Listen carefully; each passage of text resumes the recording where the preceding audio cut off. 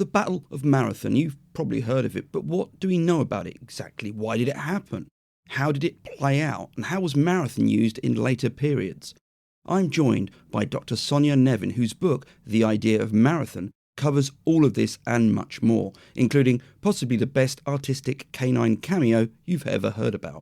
Join us as we chat all things Marathon on the Ancient History Hound podcast.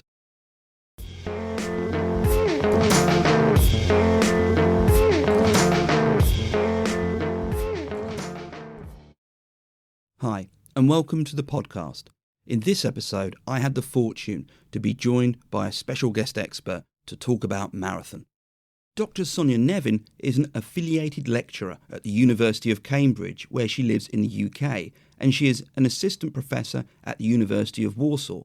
Prior to that, she was a doctoral fellow at the University College Dublin, then a visiting lecturer at the University of Roehampton and Birkbeck College, part of the University of London. Dr. Nevin is a specialist in religious and moral values in ancient Greek warfare and in ancient Greek historiography, the writing of history. She makes up half of the Panoply Vase animation project, making educational animations from real ancient artefacts. I'll be sticking up a few notes and links for this episode on ancientblogger.com, as I often do with my podcast episodes. These notes will include a discount code for the paperback or ebook version. It's 20% off if you're buying in the UK or the US. You need to go to either the UK or US Bloomsbury website, which is the publisher, and enter Marathon 22 for the UK or Marathon 22 US for the US. But don't worry if you haven't got a pen, it'll all be on the episode's notes on ancientblogger.com, along with Dr. Nevin's Twitter and a link to an amazing website we chat about. I should also mention that this isn't a paid promotion. I'm pretty sure I'll always be a hobbyist podcaster. As ever, if you can rate or review, it'll be highly appreciated. But more importantly, I really hope you enjoy this episode. It was great fun talking with Dr. Nevin. Excuse the historically inaccurate pun, but for an episode on Marathon, we covered a lot of ground. On then with the episode, and thanks for listening. Hello, Dr. Nevin, and welcome to the podcast. Hello, great to be here. Thank you. Just before we get started, people who've listened to episodes where I've got guests on before will probably expect this question. I'm really interested what gets people into ancient history, and I know that my audience has a range of experiences, how they became interested in ancient history, classics, that sort of thing. What was it that initially grabbed your attention, and how did that develop? Well, I was really interested in all sorts of military history from the time I was really young. And I think I really liked all of the equipment and the adventures that are part of all of that. And then when I was still quite young, the biggest artistic influence on me was Kenneth Branagh's production of Shakespeare's Henry V. And I really loved the look of it. And I was really fascinated by the ethical questions that are raised in it. But that's still, of course, Northern European history. And then when I started secondary school, I read David Gemmell's historical fantasy, Lion of Macedon. And I read that over and over again, and I just loved it. And it's got all these battles, it's got personal struggles, it has very cool helmets and spears all over the place, more ethical questions. Then I was lucky to be able to study ancient culture at school, and inspired essentially by the Lion of Macedon and more historical novels, I went to university thinking that I might like to become a historical novel writer. And that has not happened as yet, you might say. But I got swept along with the subject. And then I began pursuing a PhD on religion and morality in Greek warfare. And eventually, partway through it, I realized that many of the questions that are raised in Henry V are questions that I was essentially researching in relation to ancient Greek culture. And subconsciously, I had somehow brought those two worlds together. What was that book again? The Lion of Macedon? I've not heard Lion of Macedon. It's good fun. Basically, David Gemmell was a fantasy writer. He wrote a lot about kind of fantasy Northern European environments, but then he turned to fantasy ancient Greek environments. And Lion of Macedon, from I think 91, looked at the life of one of Philip II's generals, Parmenion, but he Oh, yeah. reimagined it in a fantasy world that he had been a Spartan, grew up in Sparta, and was Okay. left and went to Macedon, and then you have all these kind of fantasy elements about gods and fate and all of this kind of stuff, Yeah. but with the background of Sparta's decline and the rise of Macedon. It's good fun, really good stuff, great battles. Something you have done, and actually something that I first encountered yourself through, was the Panoply Vase animation project, which sounds exactly what it is. And if you're listening to this and you've got any amount of time over the next 2 or 3 days, and let's face it, we all do, and you're thinking, you're at work or you're on your phone, you're thinking, mind checking something out, find it, search for it. It's really, really fascinating. Could you briefly just describe exactly what it is and what it does? Yes, the Panoply Vase animation project, as the name suggests, we take ancient artifacts, which often have these beautiful decorations, figurative images of people or animals, and then we use that actual ancient artifact to create animations, particularly educational animations. And they tend to be very short, but they give you a whole different sense of the artifact. You can see an example of what could have happened afterwards from that scene, or what could have happened before it and what led up to it. So you're taking a static image and then imagining a moving version of it. I was partway through my PhD, and we really began it as a bit of fun. And I work on it with my husband, Steve Simons. Once we'd begun making them, we saw that their potential for helping people enjoy the ancient world, understand the ancient world, it was really greater than we had initially thought. And that's when we began taking it a lot more seriously, putting more thought and more work into it. And it's really grown from there. And that's something I'm really proud of. It's really good work and definitely worth a look. My favorite, by the way, if you're looking through the animations, is the runners, and that's simply because you've got this horse who's just sort of idling away above, and it's just beautifully done. I think there's a lot of value to it, and you also have some good merchandise on there. I've got a couple of your t-shirts, and they're not just one of my favorite t-shirts because they still fit me. I did buy them a few years ago. They still look pretty good. Thanks again for that, because I think that sort of outreach does make a difference to people. It helps get them interested in a different way. And also sometimes just given that different perspective, we look at vases, we consider them as static things, and they're not. They were there to give a scene. And the idea was that the reader or the person watching them would imagine them and allow them to kind of take off in their mind. And I think that's what you really help do. Thank you. I'm glad you feel that way. And, there's lots of beautiful artwork and animation inspired by the ancient world. But yes, I'm pleased that we've been able to do something that is a creative project, and yet at the same time, we do work closely with the artifacts and encourage people to, yes, look at the artifacts in a new way, look at them in more detail. And I think there's something really valuable about that. Oh, definitely, definitely. Now, onto your book, The Idea of Marathon. I've read it and I found it really, really interesting. There was lots there. There's lots of content there. And there are two aspects to it that I think are worthy of noting. The second will actually come to later on in this episode. But the first is the fact that you bring a lot of detail and you're able to manage that into a coherent and cogent narrative. And that's no mean feat. I'm never going to compare what I do with what you are doing. It's on a far, far smaller scale. But when I'm trying to put out content, sometimes there are these big, unwieldy aspects or occasions in ancient history, and you don't want to deliver them as that one big chunky thing. You want to break them down. And I've heard it used before, the term I like is small moving parts, and there are lots of these small moving parts. And what I really, really enjoyed about your book was that in the lead up to Marathon, you really do take these small moving parts, examine them, weigh them up, and fit them together. But you don't go down what I've often done. You don't go down these sort of rabbit holes where you get stuck discussing something that's largely irrelevant to the wider picture. So I really, really enjoyed the way you struck that balance. The second part, as I said, we'll get to later, and that's exactly what Marathon meant after it had happened. Again, I think that people will be very, very interested and perhaps a bit astonished in parts as how the later generations and Greeks themselves looked at Marathon, weighed it up, understood it, and how it now exists and how the modern day we interpret it. So, but I am actually curious as to why the subject of why was it marathon? Was there something specific to marathon that drew you to it? Interesting.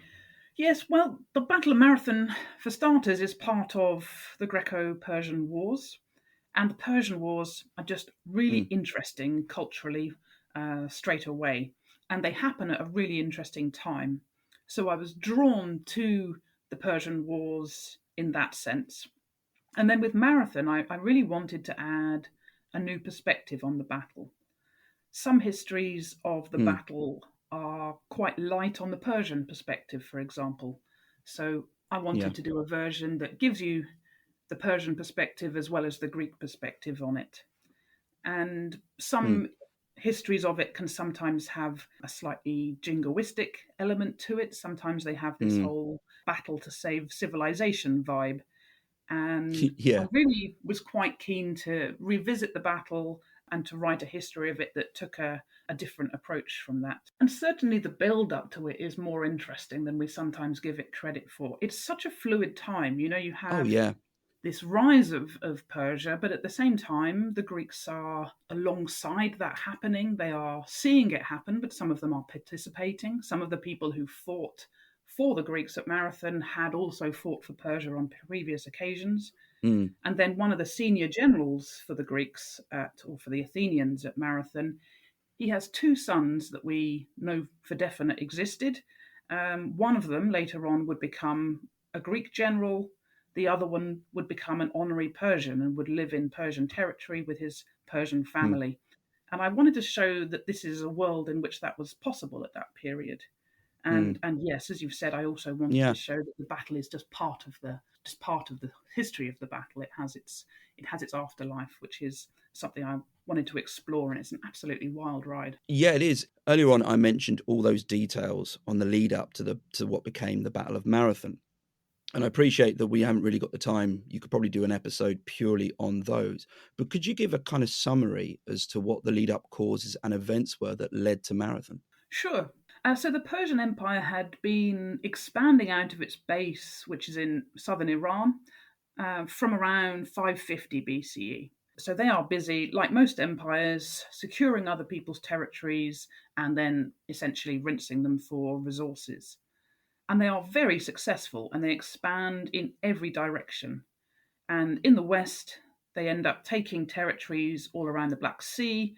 They are defeating the Lydian Empire, which had territory in what we would call Western Turkey, and that includes Asia Minor, where the Eastern Greeks live. And some mainland Greeks send aid to the Eastern Greeks to try and help them. They try and Hmm. participate, but that does not go very well. Soon after, the Persians attack the Greek islands.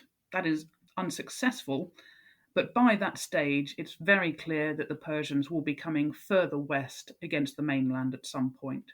Mainland Greece is not a united country at that time, as your No. listeners may know. Or after. Absolutely, yeah. It's made up of lots of different states, often rival city states. And the Eastern Greeks, from their perspective, the ones living in what we call Western Turkey, they were very unlikely to really settle into being part of the Persian Empire, whilst their Western neighbours are outside the empire.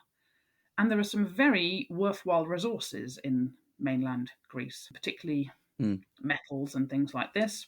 So in 490 BCE, the Persians launch an invasion across the Aegean and they bring their troops over in transport vessels, which is hugely ambitious. It's not clear Yeah. if this is Yeah. intended to be an actual full invasion of the whole country, whether this is a punitive mission against part of it, whether this is just intended to secure a bit of territory and then expand from there. But either way, the Athenians and their Plataean neighbours, they just about decide that they will try and resist this invading army, and astonishingly, they are successful, and the Persians would not be back for another 10 years. But having said Hmm. that about the Greeks being a divided people at that period, when I say the Persians, again, it's worth noting that it's not simply a battle of Greeks against Persians at all. There are only the two Greek communities on the defending side, and what we normally refer to as the Persian army was also made up of different groups. Hmm. So, as well as the Persians, you have the Medes, Their army, the army is led by a Persian called Artaphernes and a Mede, who is normally referred to as Datis the Mede. And with them, you also have Sakai from Central Asia, and there are other Greeks there as well with the Persian side. And some of those are Eastern Greeks who've essentially been pressed into service, much as the Sakai are pressed into service. But others amongst them are actually Athenians. Years earlier, the Athenians had expelled their tyrant Hippias, Oh, and yeah. he had left with his family and friends. And like most Greeks from that period, when they're exiled from their community, they go off to Persia. Hippias spends a good deal of his energy hassling the Persian great king Darius to invade. And the idea is essentially that Hippias will return with the Persian invasion and he will take over Athens and rule on Persia's behalf. So, to some extent, Marathon has a sort of civil war element in a way. It's the Athenians thrashing out what they want their future to look like. Do they want it to be the one that they have formed, or will the old guard come in and reintroduce that kind of thinking, but within this new imperial context? It was entirely plausible that the Athenians might have said, look, we really won't win this battle. We might as well just get on with sorting out terms. Yeah. And that's not what happened. Yeah. And that's part of why this battle has inspired people so much over the years. You made a couple points there, I think, that people might be surprised by, particularly in relation to Greeks fighting Greeks. And it's worth noting that 10 or so years later at the Battle of Plataea, which is where the Persian army was defeated by a very large Greek force, Thebans were fighting on the side of the Persians. That's right. And the other Greeks will never let them forget it. No, they never let them. It's quite funny. I did a podcast on Thebes, or did a couple episodes on Thebes, and it's something that just keeps coming up every time anyone falls out with Thebes, and Thebes are trying to get back on the side. Someone will just pull that straight out. But so this whole dynamic of having a tyrant in charge, the tyrant then getting kicked out, him then going and getting some resource, some support from other Greek cities or wherever they could find it, and then coming back in wasn't anything new. So we can see Marathon as this clash of East and West, which is very much simplifies it down to almost an 80s kids cartoon, good versus bad thing, or all those smaller dynamics that are going on in that, one of which is re-establishment of a tyranny, re-establishment of a single ruling family in Athens versus the democracy that was at that time still developing, and it was very young. And so that's probably an optic to throw over it that perhaps people don't always think about or don't always consider. So thanks for that. Absolutely. We've got the Persian force. It's come over. It's gone to the island of Euboea, and it's sacked a city there. And they see Marathon as an ideal staging site to land. And they land on Marathon. And then there's the battle. Can we give an overview, or can you talk about the battle and what we know about it? Sure. Although I should start by saying it is remarkably difficult to know very much about what went on in the battle itself. And I mean, it took place not very long before Greeks begin seriously developing history writing, lots of other genres. So we do know more about Marathon than we know about pretty much any battle that had happened before that.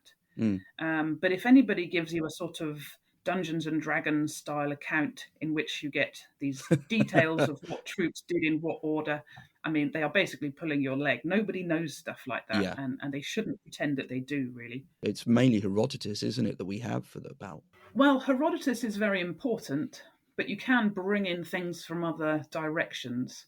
And Herodotus is so helpful, and so much of what we know about Herodotus is from him. But at the same time, by the time he writes it, people have already processed this idea of what happened at the battle, and it's come into its own narrative. So what he's saying, in terms of the description of the battle, there's an extent to which we probably shouldn't take it too literally. And so, it's a case of trying to balance what you think works and what you think is probably an idealization, and then you balance elements of what he's done with what other people have said and what images you get, and bring them together. Even what he says is extremely brief in terms of the battle itself. There is so much about the build-up, so much about what happens afterwards. Yeah, do you think then that the reason, or the possible reason, that Herodotus doesn't go into too much detail about the battle is because he acknowledges how important it was to Athens. He understands its resonance. He doesn't want to get too involved in perhaps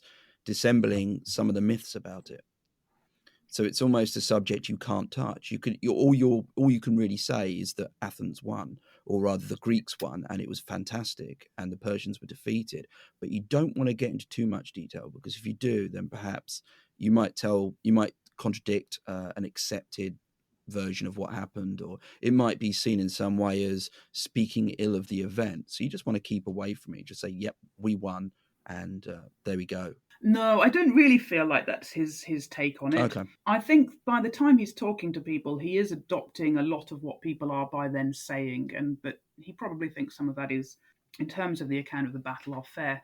But I think fundamentally, he doesn't write generally very long battle accounts anyway. That's not really his Okay. focus. And he is very willing to say terrible things about the Athenians. A lot of what reflects really badly on them in relation to the battle comes from Herodotus as well. So I don't think he's afraid of stirring things up a little bit.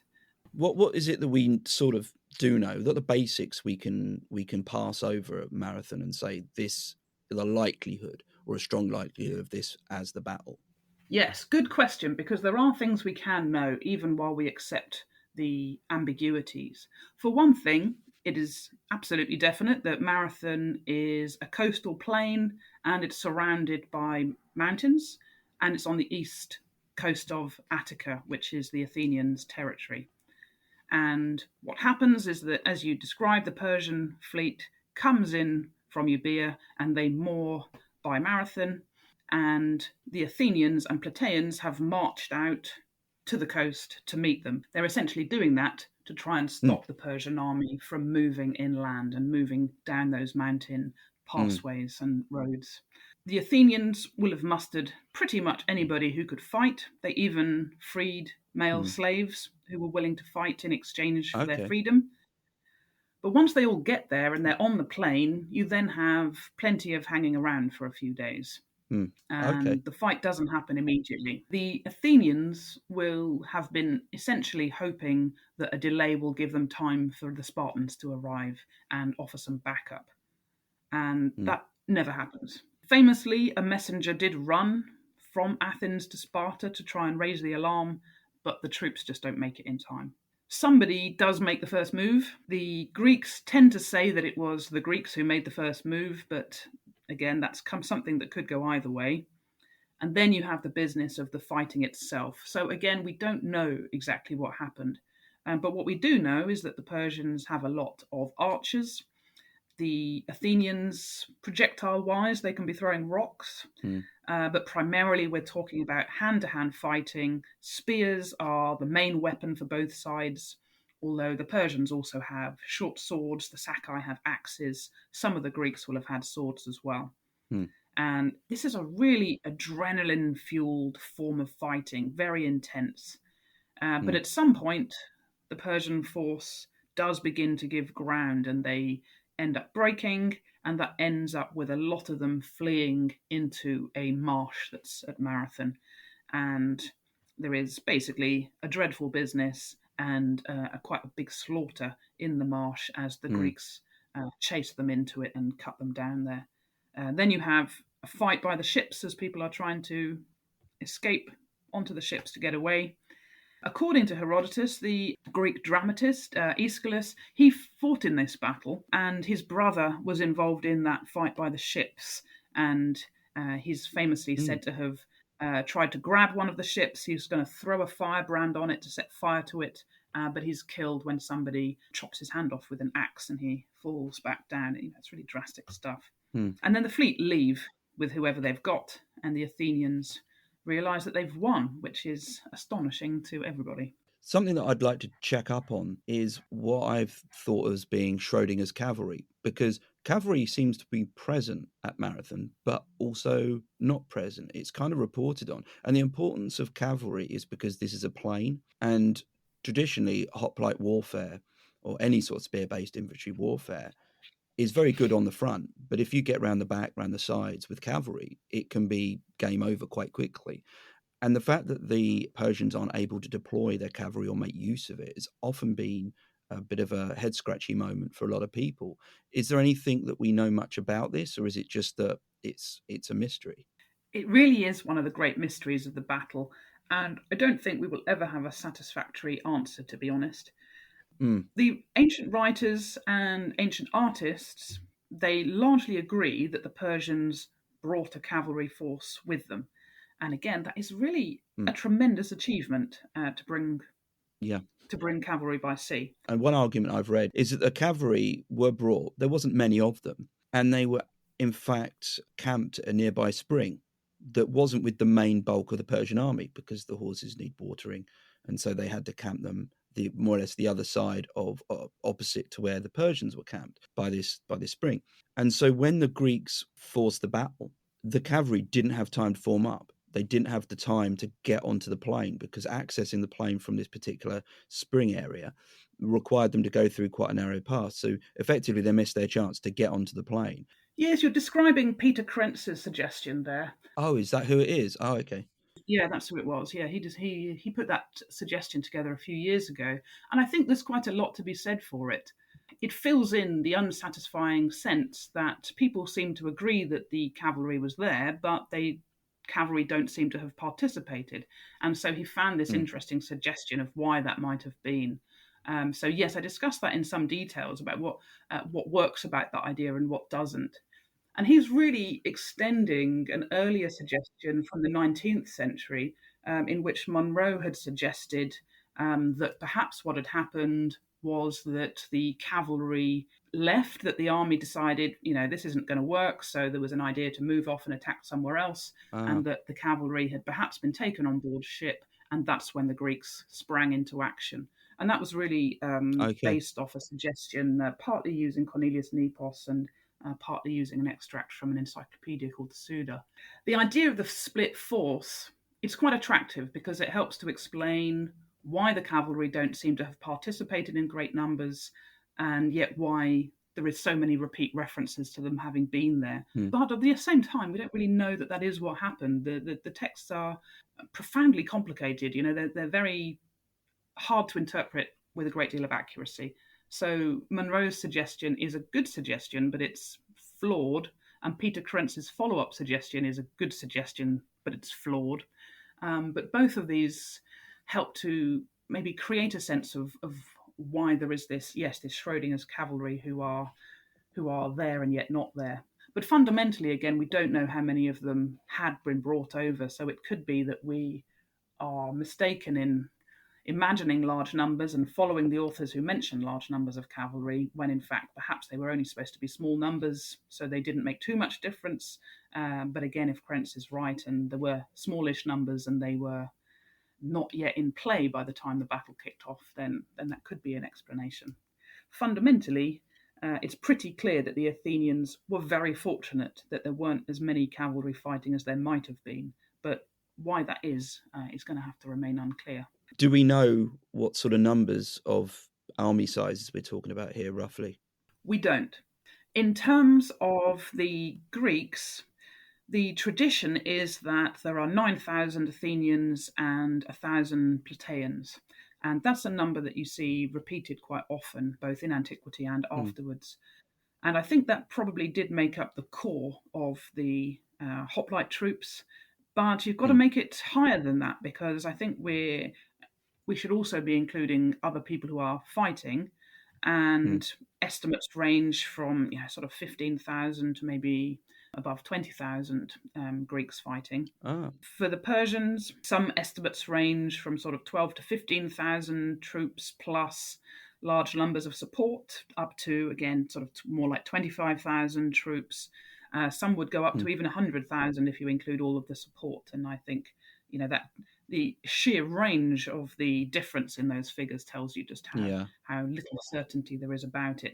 There is a very strong tradition that the Greeks were outnumbered, and I think that tradition is so strong yeah. that we shouldn't really. I don't think there's any need to question that, but the extent to which they were outnumbered is certainly unclear. Prior to recording this with you, I put out a statement that I'd be talking to yourself about marathon. And I had some really good questions come back, which I hope to be able to address in the course of this episode. And one of them asked about the composition of the army that Athens presented at marathon.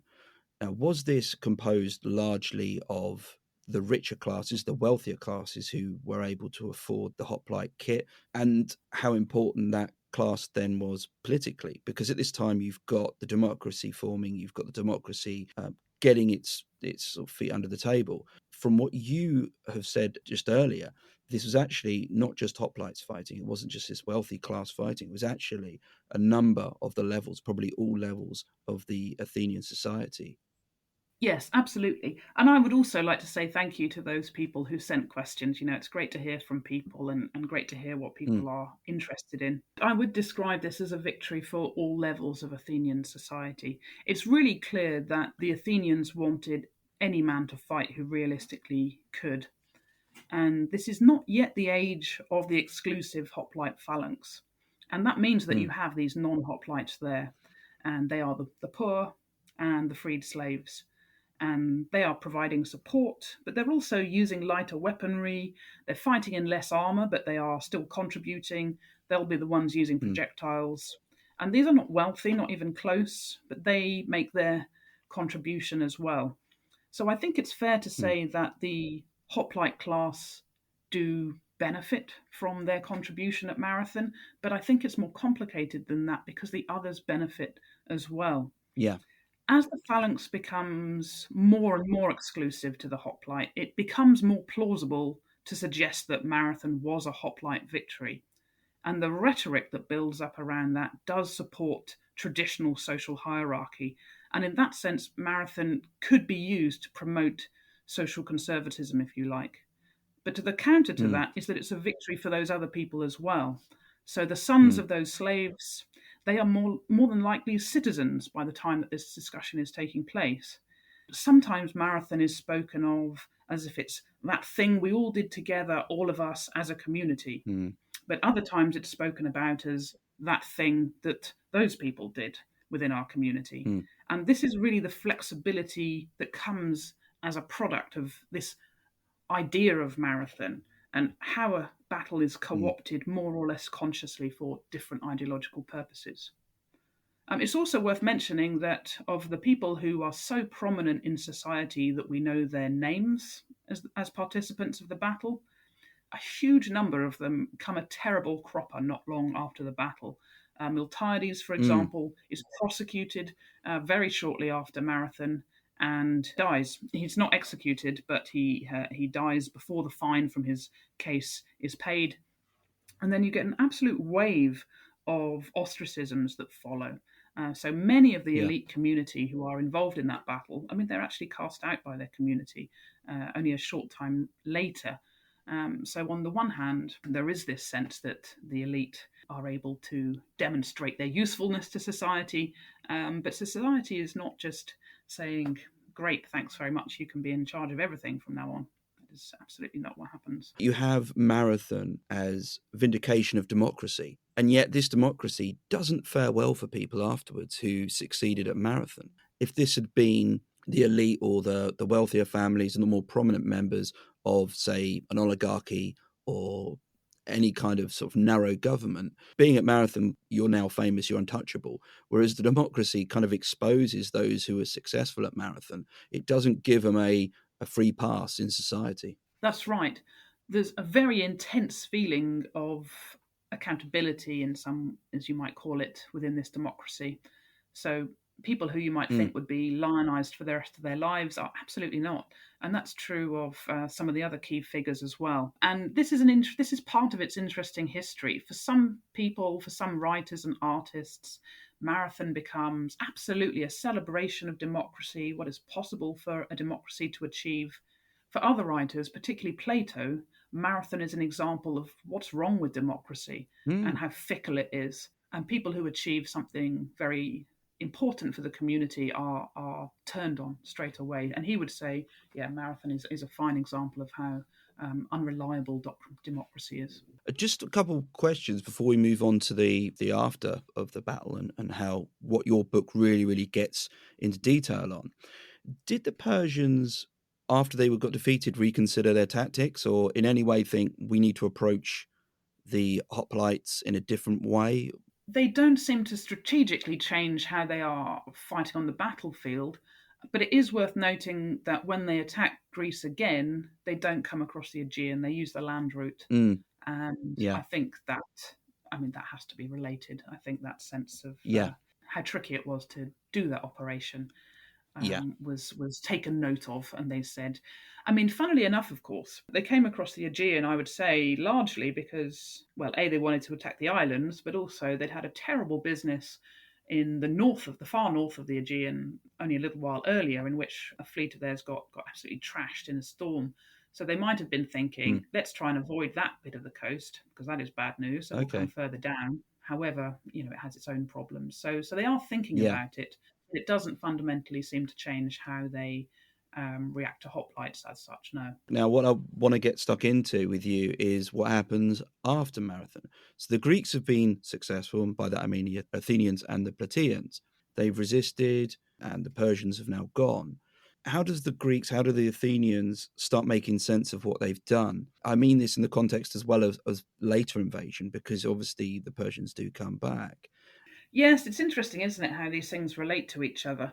I would say it really depends on what kind of Greek you are. Hmm, With the exception of the Athenians who are around Hippias, abroad, that is, the hmm, Athenians are just delighted about Marathon, obviously. yeah. They are delighted about all of the Greek victories in the Greco Persian Wars, but especially Marathon, because it's almost exclusively an Athenian Hmm, victory. So we very soon begin to hear this rhetoric about how Athens saved all of Greece, not just Athens. And hmm, as we were saying before, this element of class creeps in. So it begins to be the case that some Athenians are more enthusiastic about Marathon than some of the others, precisely because Marathon becomes more and more associated with the upper classes, where it was harder to deny that the poor had taken a major part in Salamis, for example, because yeah. Salamis was a naval battle. The playwright Aristophanes, for example, he's a real traditionalist in some ways. And sometimes he makes a big thing about Marathon as that thing all of us did in the old days, a community event for everyone of that generation. But on the other hand, he mentions Marathon a lot more than he mentions Salamis. And that's, I think, to do with some of this class bias, if you like. Sorry, just to elaborate on when we talk about Salamis, when we're talking about a naval battle, what we're talking about there and the relevance to the lower classes is they were the rowers. And so Salamis can be seen as a victory that's based more on a lower class contribution because they are the Thetes, I believe it's Thetes, who are the rowers at the time. And they're the ones who obviously make the difference on the day with their skill and hard work. That's right. That's right. So the naval warfare is always more associated with the poorer classes, especially once you're into the period in which land warfare becomes more exclusively about the hoplite. Yeah, absolutely. And to be fair, if it wasn't for Marathon, perhaps the other battles of the Persian Wars wouldn't have taken place. Yeah. They certainly wouldn't have happened in the same way. That's probably the most effective way to think about that. Mm. So Marathon has this really special status as the first round on the mainland. In a way, it's the one that makes the others seem possible. How does Athens start representing what Marathon meant to it in terms of its sort of the art and architecture? Yes, its influence on art is absolutely colossal. Understandably, it has set the imagination of the Athenians alight, and so we see its influence in pottery.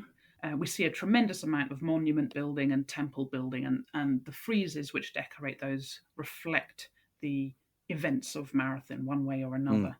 But perhaps one of the most intriguing visual impacts is the creation of the Marathon painting in the painted stoa. Could you go into what this painting was, where it was, and what it looked like, and basically everything you can say about the painting? Because I'm absolutely fascinated by it. Sure, sure. I mean, it's just a wonderful thing, really. Because Miltiades was prosecuted not long after Marathon, his family go on a big campaign of reputation management, especially his son, Kimon. And part of that involves the creation of a huge public building in central Athens. And as part of the decoration of that building, it's a stoa, which means a big rectangular building with the back wall, side walls, and then columns down the front, and you can just hang out in it and enjoy the bit of shade. As well as the structure, you also have three paintings. This gives you a painting of Theseus helping the Athenians to defend Athens from the Amazons. You have a picture of the aftermath of the Trojan War and the Greek leaders surrounding the defeated Trojan princesses. And then the main feature is a 16-meter wide painting of the Battle of Marathon. Wow. And it's painted by absolutely the leading painters of the day. And it has all kinds of stuff going on. So you have a depiction of the battle itself. It has some people who are identifiable in it, not just as generic Athenians, but as known figures. So some of the key figures are shown in it by identifiably. So you have figures such as Callimachus and Miltiades.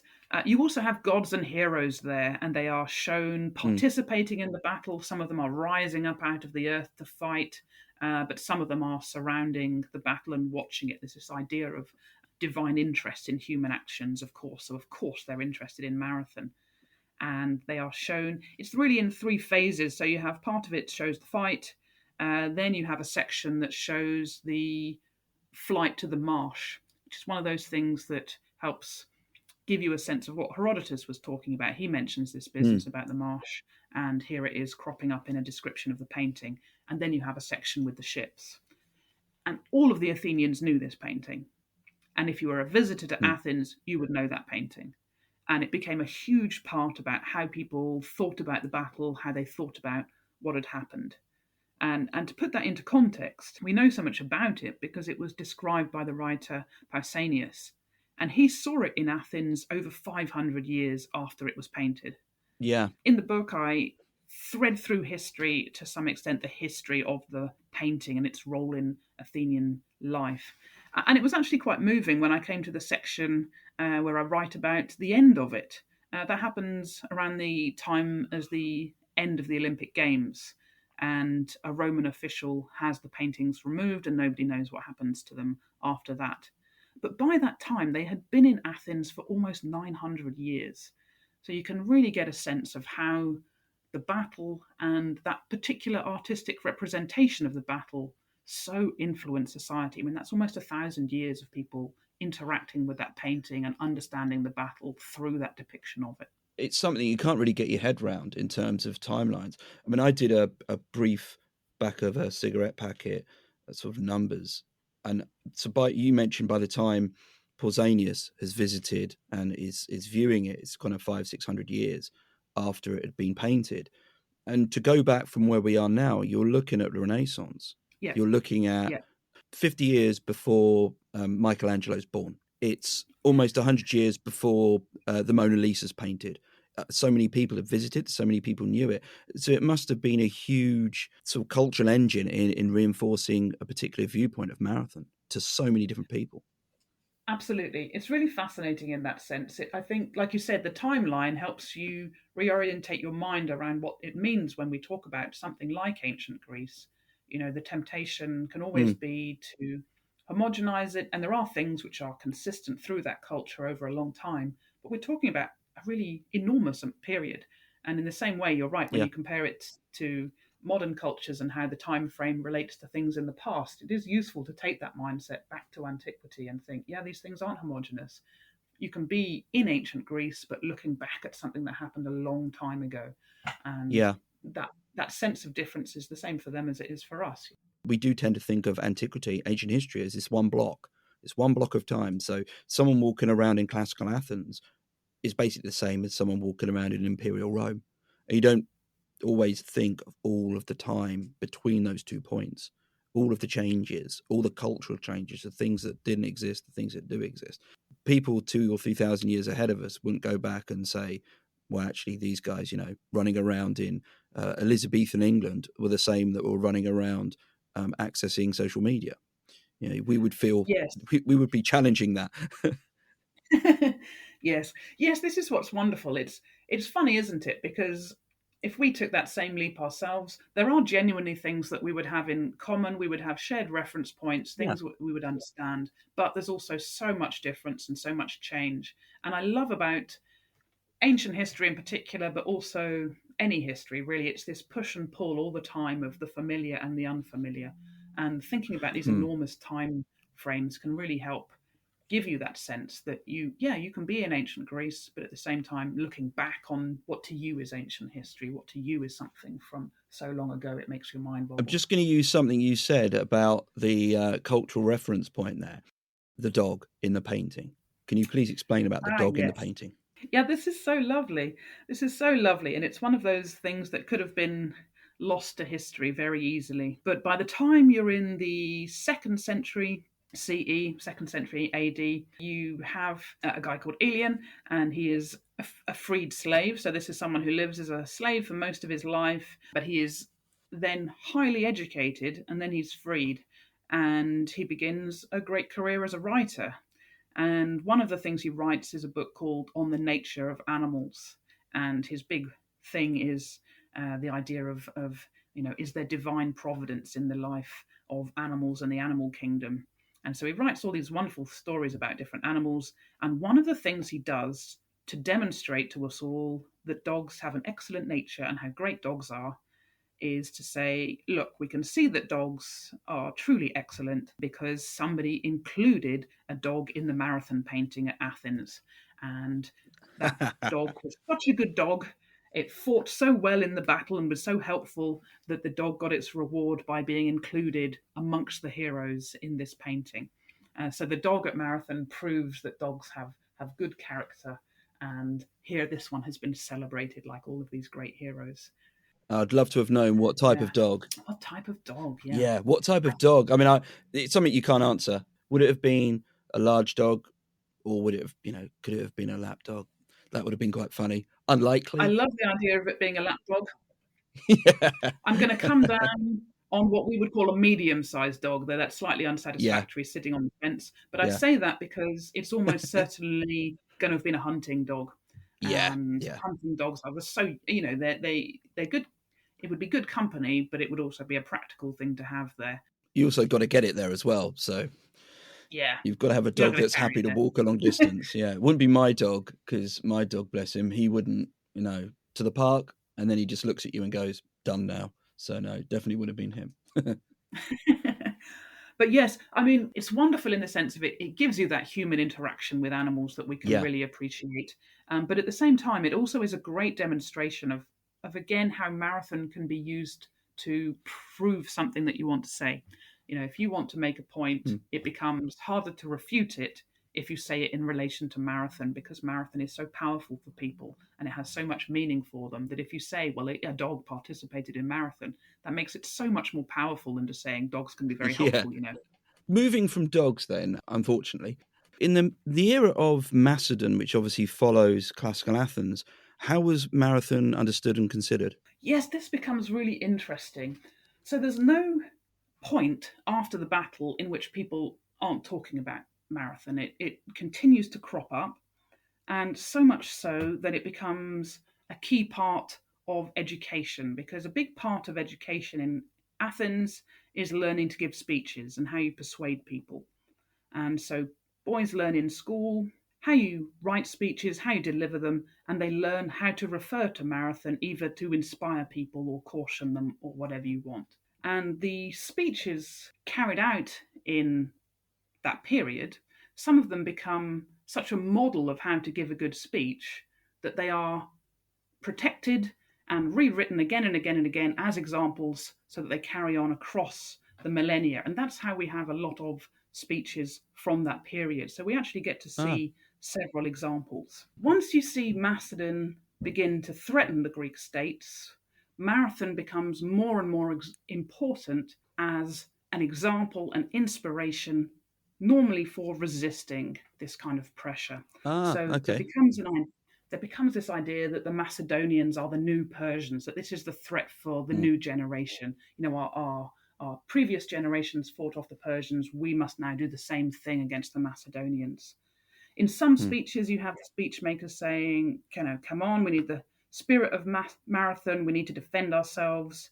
But you also have people saying, not every battle will be like marathon. If we do this, we're going to get wiped out. So Marathon becomes a kind of benchmark by which people measure things, but it is different depending on what point you want to make. And it's fascinating that it can be used for both sides. As far as the Macedonians are concerned, they are busy trying to represent themselves from the different perspective. They want to show themselves as Greek and Macedon attacking Persia as revenge for the Persian wars and the invasion of Greece.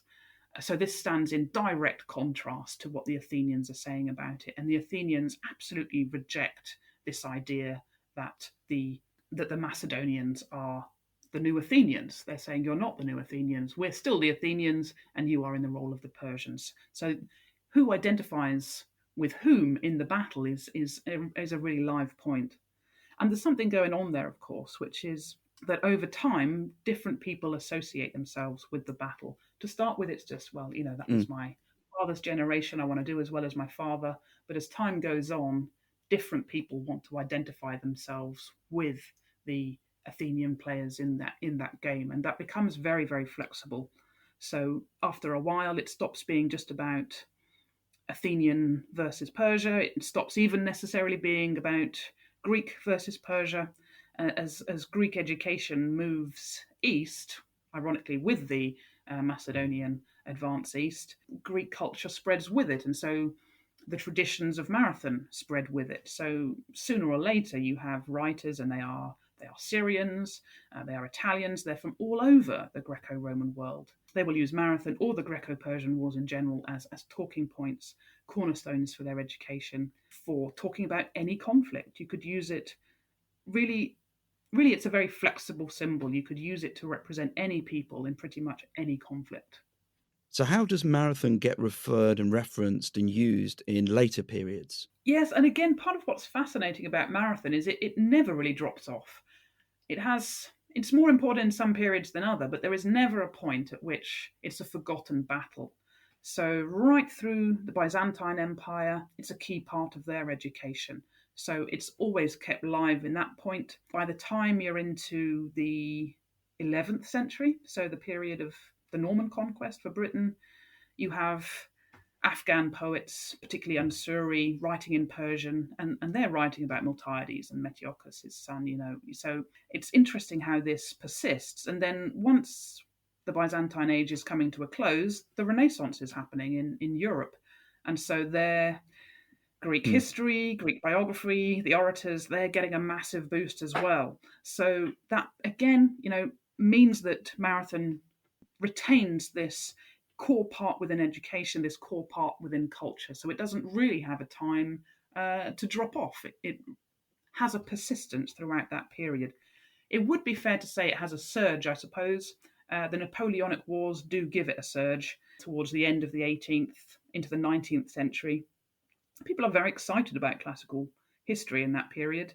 And to some extent, they even interpret the world through a classical lens, and they're drawn to compare themselves with the classical heroes that they have grown up with.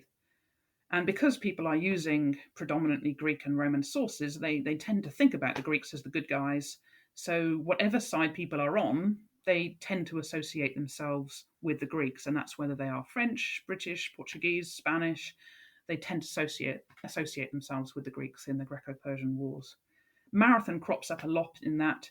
Again, there's this idea of fighting freedom's cause. There's the democratic element.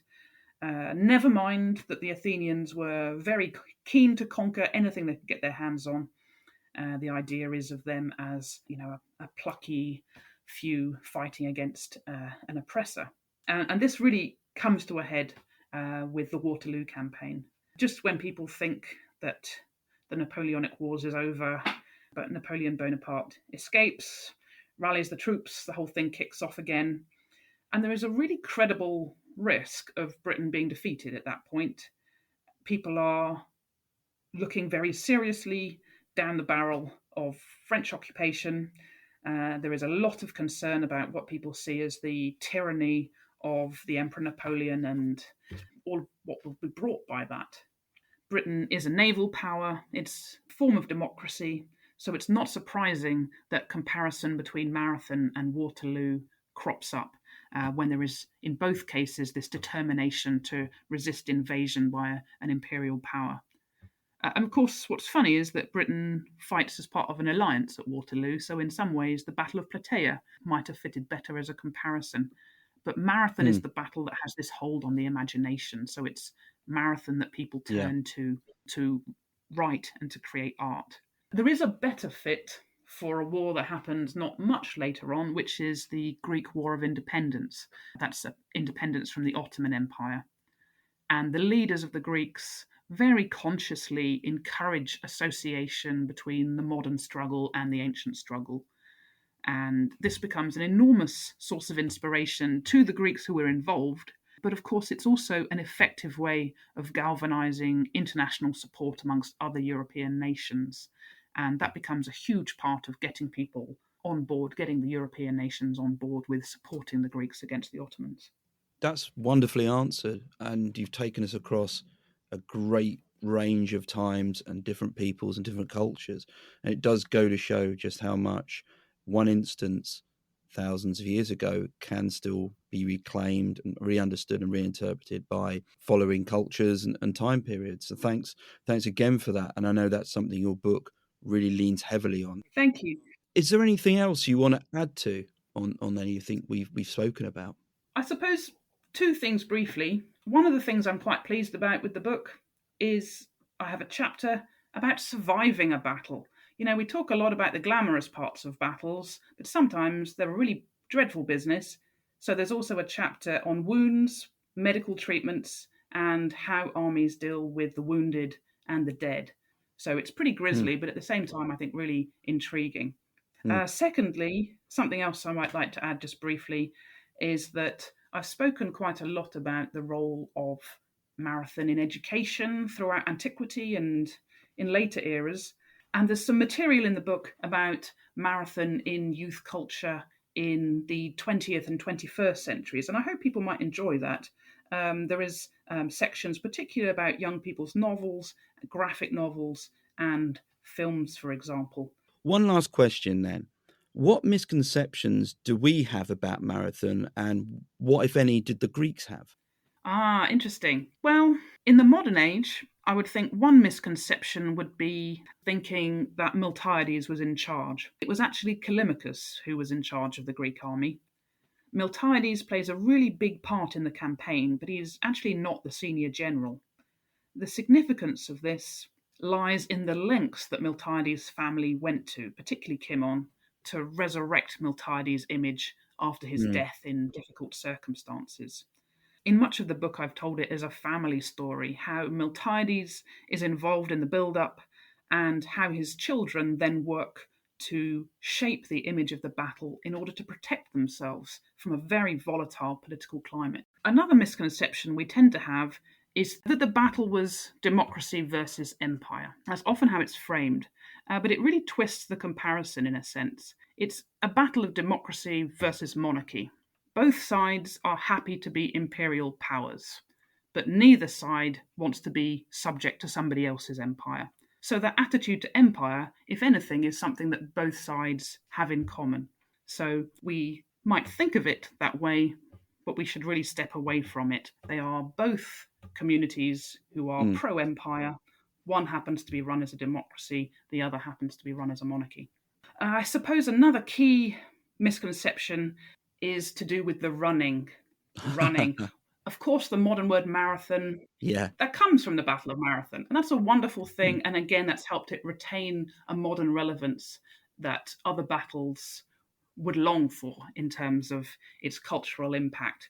And often people want to write things explaining where the word marathon comes from. And that means they retell the battle. And again, that gives it a cultural longevity. But this idea we have in the modern age that a runner went from Athens to Sparta, on to Marathon, and then back to Athens, where they died, that's a misconception. Particularly the run from Marathon to Athens has become very famous. It is a much more wonderful and messy story than that. And I've charted the history of the marathon run in the book, but in brief, the version that stitches it all together and has the same person going off from Athens down to Sparta, back and all of that, that really comes from Robert Browning in the late 19th century. So it is interesting as its own tradition. Amongst the Roman Greeks, that is, the running is really important. But the version that is often told in the modern world, yes, it's a sort of collage of lots of bits shoved together. Quite interestingly, running rather than fighting tends to be the key element that is now told in children's novels about the battle. And I think that's because our attitude to violence has changed a little bit more. So we want to say less to children about how they should fight and die for their country, and we tend to want to say more about how you should do your best and struggle hard. And running works better for that than perhaps battles. But yes, there is running involved in the marathon, but the way it's commonly understood is a bit of a fudge, I would say. I think the longest running event at the Olympics, or the ancient Olympics, was just under 5 kilometers or thereabouts, because of course it was just up and down the track. There wasn't a long run.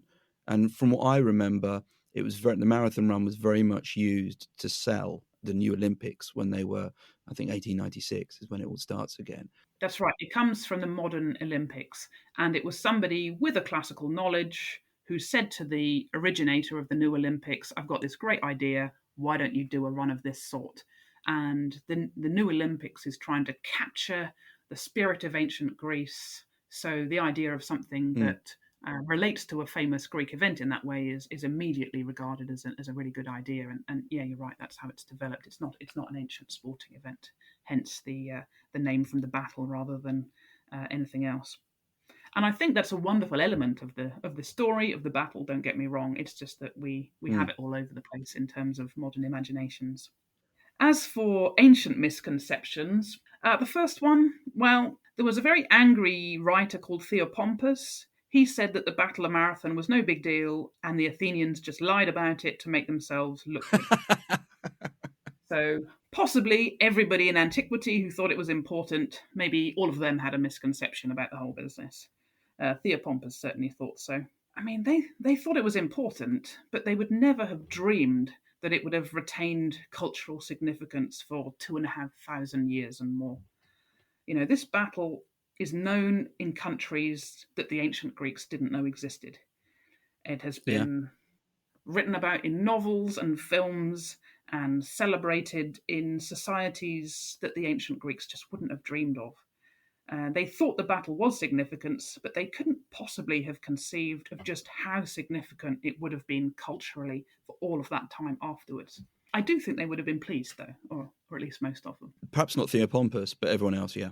Everyone else. It's been a very, very interesting episode. Really, really interesting speaking to you. And thanks again for your book, The Idea of Marathon. Where can people find you on social media if they want to get in touch, talk about anything we've discussed, or just generally? Oh, thanks. Yes, I'd love to hear from people. My Twitter handle is at Sonya Nevin, and that's SonyaNevin. And they can also find the Panoply website. That's at www.panoply, which is panoply.org.uk. And the website also has a blog and a Facebook page, and people are more than welcome to get in touch with me through any of those avenues. I'll make sure that I put all of the links that you've just mentioned up on my blog with some other notes for this episode. So again, if you're not sure and you can't find exactly where Dr. Nevin is, just remember, go to ancientblogger.com. Remember also my Twitter handle at ancientblogger or at houndancient for the podcast. Between all of those, you'll be able to find Dr. Nevin, I'm sure. Thanks very much for having me. I really, really appreciate it. It's been a great chat. Really interested to hear what anyone's feedback is and the questions that might come from this. Until next time, keep safe and stay well. Thanks again. Bye-bye.